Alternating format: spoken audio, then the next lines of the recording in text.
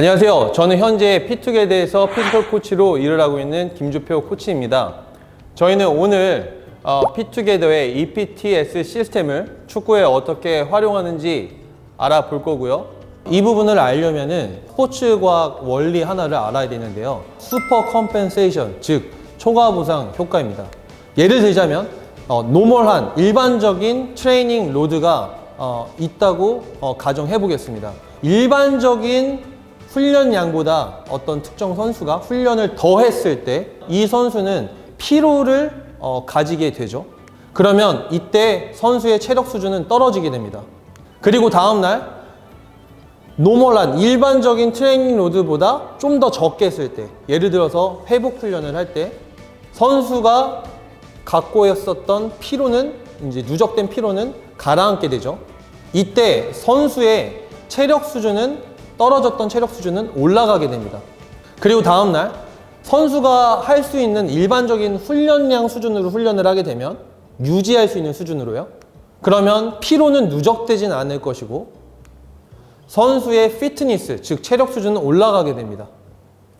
또 선수가 훈련할 수 있는 일반적인 훈련량을 소화하게 되면, 즉 자극이 없다면 선수는 원래 본인의 체력 수준으로 돌아가게 되죠. 자, 그럼 이때 저희가 해야 될 질문이 무엇이냐면 얼마나 많이 훈련을 해야 될까입니다.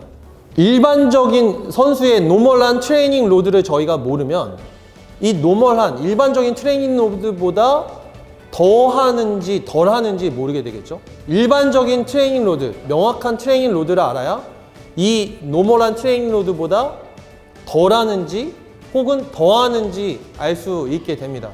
이를 통해서 선수가 피로가 누적이 되고 덜 하게 되면서 피로가 다시 떨어지게 되고, 혹은 그냥 일반적인 트레이닝 로드를 반복하면서 피로가 없이 훈련을 할 수도 있게 되고, 이거를 계속 반복하게 되면서 체력 수준이 점점 떨어졌다 다시 올라갔다 떨어졌다 올라갔다를 반복하면서 체력의 기본적인 수준이 자꾸 올라가게 되는 거죠.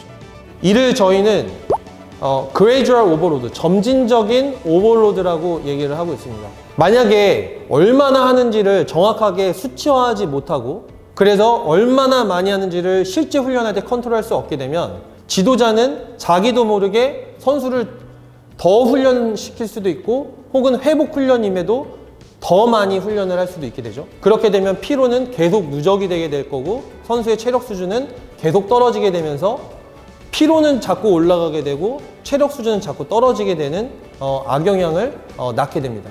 이를 저희는 피로 누적이라고 부르죠. 이렇게 되면 선수는 부상을 당하거나 혹은 경기력이 떨어지는 결과를 초래하게 되죠.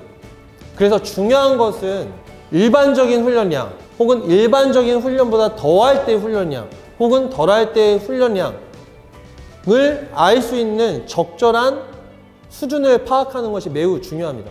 그래서 이런 말이 있죠. 측정하지 못하면 발전할 수 없다. EPTS를 통해서 얼마나 많이 하는지 혹은 얼마나 적게 하는지를 구체적으로 수치로서 이제 알게 되는 것이죠.